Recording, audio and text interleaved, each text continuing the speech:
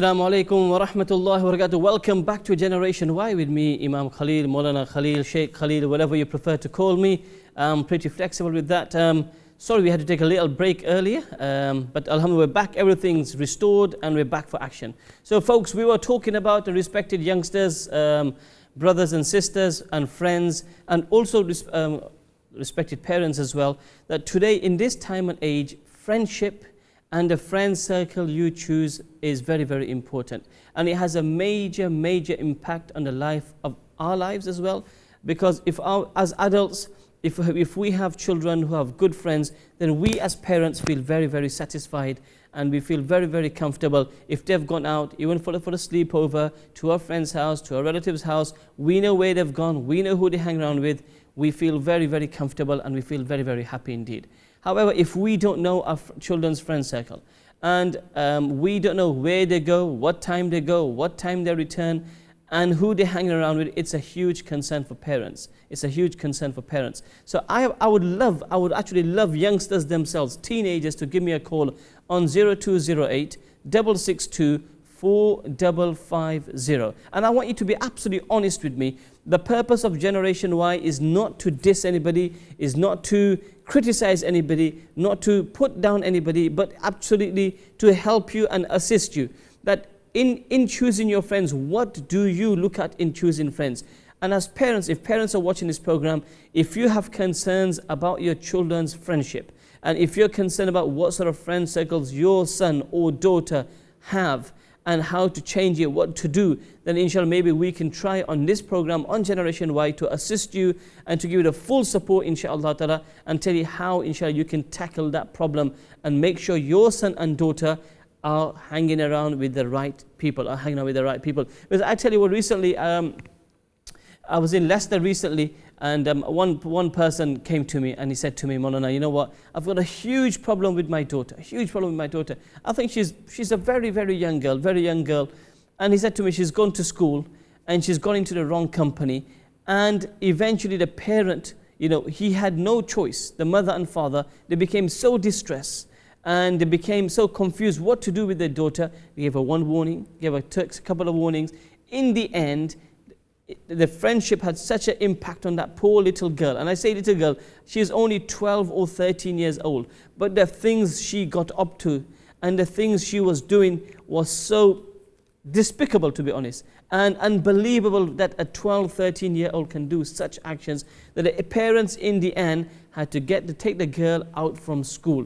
And today she's now homeschooling. She's with her parents at home and trying to get an education. Although obviously the education at home is never going to be the same as the education at school, because in school you have professional teachers. At home the parents can, according to their knowledge, they try the very, very best. So sometimes parents have to take their children out of school because the friendship. And the other thing about, which is very, very important and to take note of, is that sometimes as parents, when we don't give our sons and daughters attention, and I want to address it to our respected parents, that when we don't give our sons and daughters the attention, and when we make our focus that we just want to earn money, and we just want to make sure we give our children all the freedom, and we don't really care who they hang around with, what time they come home, do we sit with them, do we talk with them, do we actually even have one meal together, all of this, we don't care. And then when our son and daughter, I've seen this, and then when our son and daughter go astray, and when they get into the wrong company, then what do? We say, oh, it's their friend's fault, or it's her fault, or it's his fault. And we never blame our own child. We never blame our own son and daughter.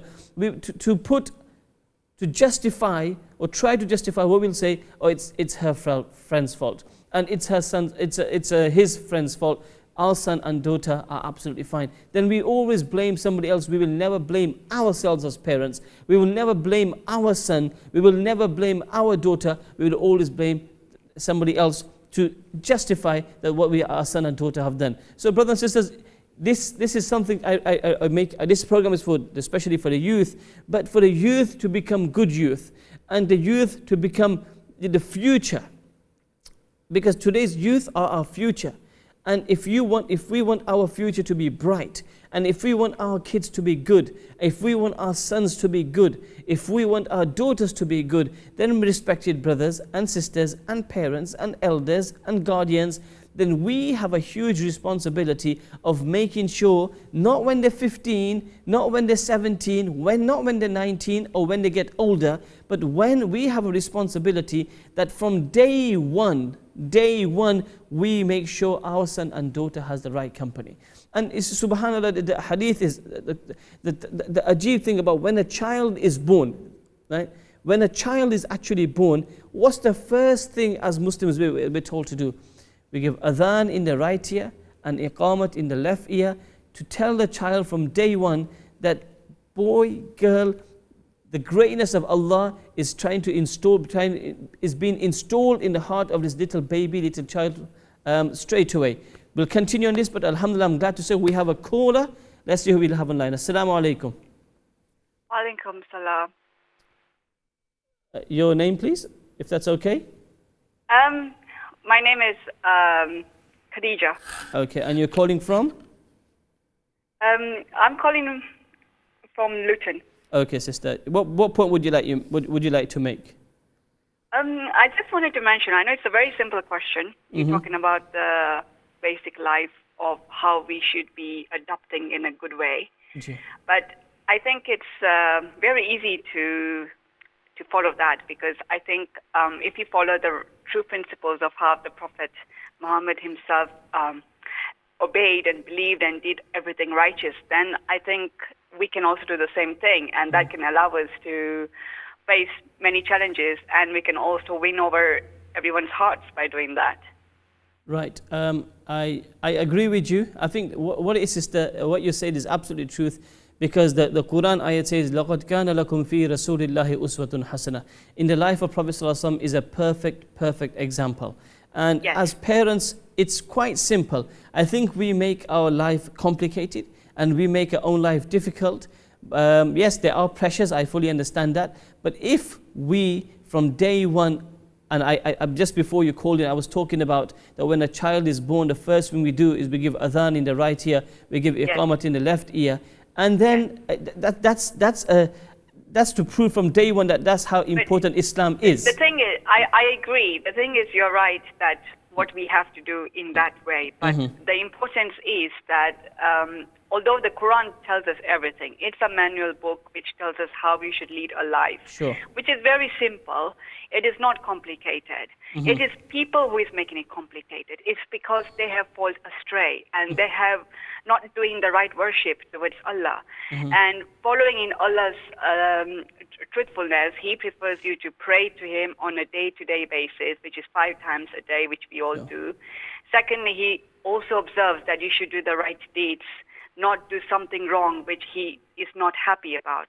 So we have to actually do what is righteous in front of Him, and that is simple to do, but it's hard to accept, because in this nowadays life, modern life, science, technology, everything has come ahead, which has beaten up everything. All the values, it's beaten up, because now people are more attached in the materialistic life, absolutely, which they forget their own inner values that is important. And they adopt the Western culture, in which case they fail to understand that what is Quran teaching us and what is trying to tell us that we should not do this, we should do this, what is right and what is wrong. But people either do not want to understand or do want to live in ignorance or want to neglect it, and that's why they fall astray on that. And I think, I feel it's myself, I have adopted a very simple life. I mean, today, I'm a free person in this country. I can do what I feel like. But I have limits to it. I will observe what is good and what is bad, but I will not do something that is wrong, that will create a sin or that will make Allah upset, which I will then later on get punished. But as long as you follow the book correctly and ethically, then there is no one who cannot stop you what you're doing. Absolutely. But people have to understand what Quran is also saying, that you have to do all your moral support on humanity grounds. do not forget your own duties that you're meant to bound on to. Because today a mother has got her own duties, the father has got his own duties to raise the kids in a right way, correct them where they're wrong, and teach them what is right. Then only the generation can be brighter and future coming ahead. But nowadays people don't have the time. They really do not want to do all this. Like people forget to pray. So of course this is going to happen, which you cannot stop people. And this has happened around many centuries anyway beforehand, even when before the prophet's time. It was when Jesus was there. He was the second last prophet. And even then, things went wrong. No one believed in him. So there was still lots of things happening at that time. And this is going to continue because there's going to be no end. So I feel it says in the Quran, and it also says that this is going to happen because Allah wants to probably bring the world to an end, and He's choosing who He wants in His paradise, and who He doesn't want, He's warning them that this is not going to accept when the day of judgment comes. So I think I believe it says in the Quran, and I think that's why it is happening. And it's the Satan who is making people go away from Allah, who is making them adapt in this materialistic life, who is making them think that money is more valuable than your own cultures or than your own values.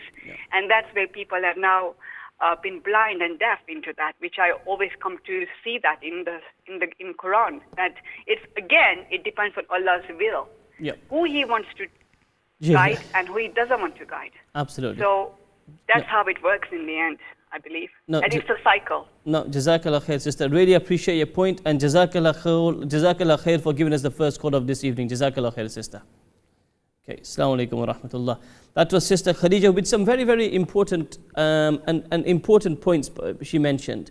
And one of them was that she said that it's a cycle, it's happened, it's going to happen, and obviously Qiyamah is coming close, and the signs of Qiyamah, you can see them, all the minor signs are here, and according to some ulama ikram, it's just a matter of time before the major signs appear. I mean, Allah Ta'ala protect our iman, Allah protect the iman of our first and foremost our own iman, to be honest, because it'll be testing times, and the iman of our children, the iman of our children as well. Because as parents, if our iman is strong, then hopefully our children's iman will be also strong. Now, the thing about hidayat and guidance, we've got a caller, but before we take the caller, is that regarding guidance and hidayat, it's in the hands of Allah subhanahu wa ta'ala. Allah ta'ala says in the Quran, إِنَّكَ لَا تَهْدِي مَنْ أَحْبَبْتَ وَلَكِنَّ اللَّهَ يَهْدِي مَنْ يَشَاءُ. That Allah gives hidayat and guidance to who He wants to, but a person has to make an effort.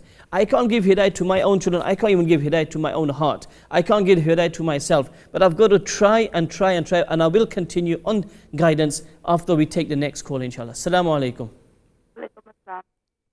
Assalamu alaikum. Wa alaikum assalam. Your name, please? I do not wish to give the name. Okay. I just had to say that the new generation don't have a way to go to mosques or places for Hidayah. How can they go? There's no facilities for them to get some deen because the mosques are not open 24 hours to get Hidayah. Are you talking about for men? Are you talking about for ladies? No, or are you talking about the children? Children, Yes. I mean, it's only open for the evening time for reading Quran and teaching Quran, but they haven't got places to ask questions where the children are confused. And I think in this 21st century, we need to upgrade our mosques and teach the children that it's an open place to get Hidayah, but that's not given because the imams are not available in the mosques to give Hidayah. Okay, sister, then, okay, example, if you say 24 hours, let's just take your example. You're saying that a masjid shouldn't just be open for the 5 times namaz, but the masjid should be open 24 hours. So it's like a walk. No. It's like I'm a walk-in. The masjid at least should be open like 9 to 5. Yeah, it's like a walk-in center. It's like a clinic. It's like a walk-in center where a man or woman, boy or girl can actually walk in. For example, from 9 o'clock in the morning to 5 p.m. or 9 o'clock to 9 p.m. That's what you're saying, is that right? Yes, because I've experienced myself, I'm a first generation born here.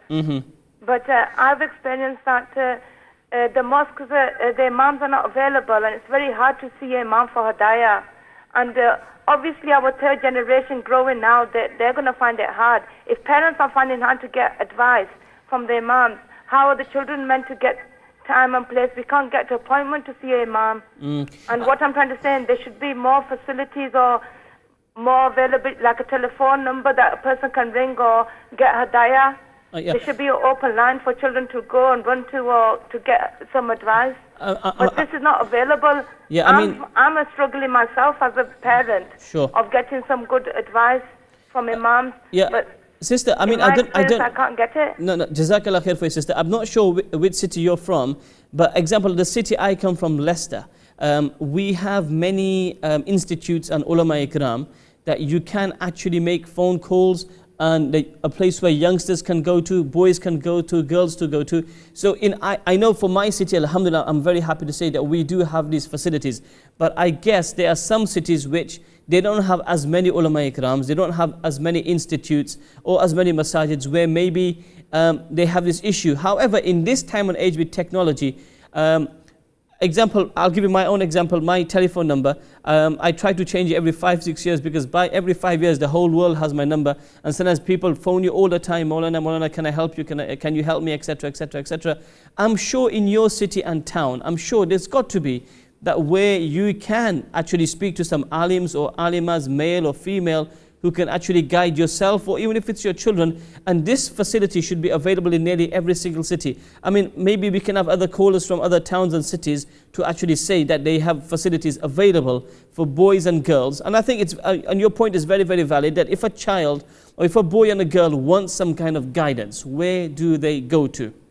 Okay, but Jazakallah khair for your point, sister. Really appreciate it. And if you can get the people calling in from different masajids or different cities, inshallah ta'ala, that do you have facilities that if a boy or a girl or if a man or a woman wanted some advice, wanted to, do you have a Darul Iftah? Do you have a sort of a line called like a call center where people can call in? It'd be great to hear from other cities, other ulama ikram, other masajid from the UK. So that would be really, really wonderful, inshallah ta'ala.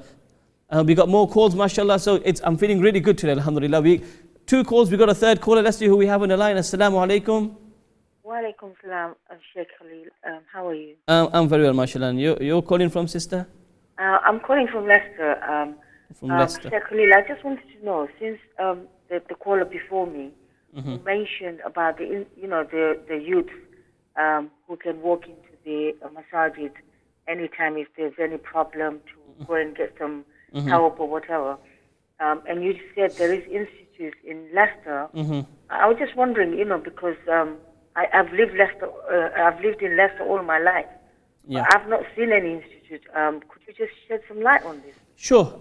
Example, there's the IDA, Maulana Salim's Islamic Dawah Academy, where they have every morning, I think from a certain time to a certain way, you can phone in and you can put your questions forward to them. I think they've got a whole team on that.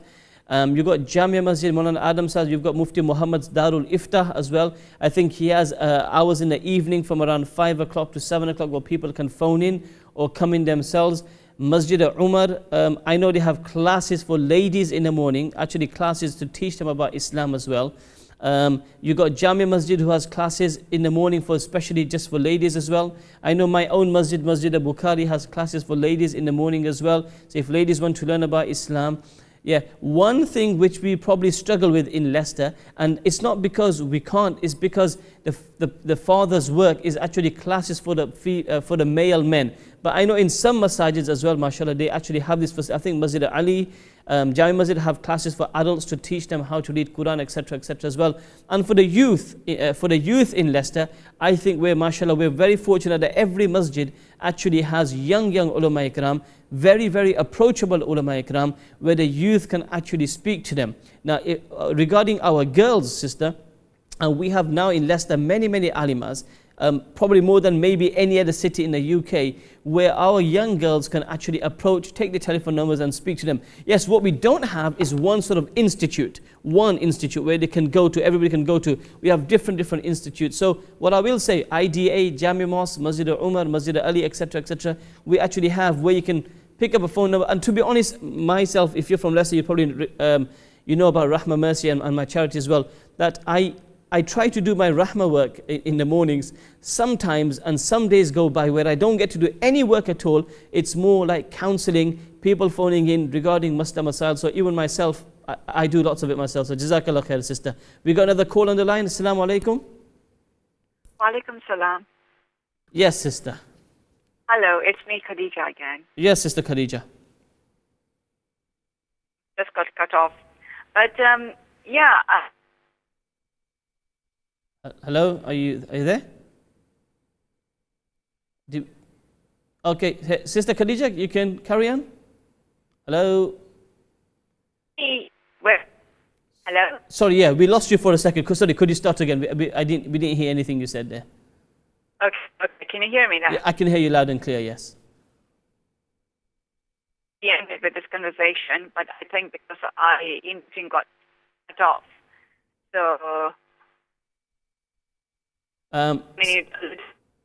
Sister, what I'm going to ask you to do, if you can call back later, your line is cutting on and off. The reception is coming and going. So if you can call back in a few minutes, we'd be very, very grateful. We'll be more than happy to take your call, inshallah ta'ala.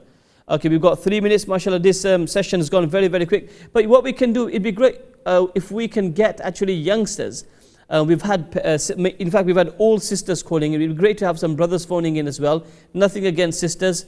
Sisters, you're more than welcome to call in, inshallah ta'ala. But what I would love to have is if we can get some teenagers to either send us an email. If you're too shy to call in, then generation@iqra.tv, generation@iqra.tv. And we're mainly talking about friendship today. Your friend circle, how important your friend circle is. When you choose a friend, how do you choose about choosing your friends? Do you just think, oh yeah, I like this guy's cool, this guy's got style, this guy's got swagger. You know, what is it about this person you think, that, yeah, I like this friend, or she's very pretty, she's very attractive, I need to hang around with somebody very attractive, or somebody who smokes, or somebody who's on ganja, or somebody's got, what is it in the youth that what makes you choose your friends? And parents, this is also a question to parents, that do you just let your kids go with anybody you want, or do you actually keep an eye on your children? Going back to that sister Khadija's point, hidayat is from Allah subhanahu wa ta'ala. As parents, the most we can do is make an effort on our children, make them pray namaz, make them do the simple things, the basic things, and make lots of dua for them. Make lots and lots of dua for them, and ask Allah to guide them and keep them on the straight path. Because at the end of the day, if you see somebody praying namaz in the first saf, if you see somebody going in jamaat in the path of Allah subhanahu wa ta'ala, if you do see somebody and you see their son or daughter gone astray, that doesn't mean that the father, mother hasn't made an effort. Let me give you an example. Prophet Nuh alayhi salatu wasalam, one of the great prophets, 950 years he may have invited people towards Allah ta'ala. Right? During think about it, 950 years, how many people accepted Islam? 80, 82, 83 people. His own son never accepted Islam.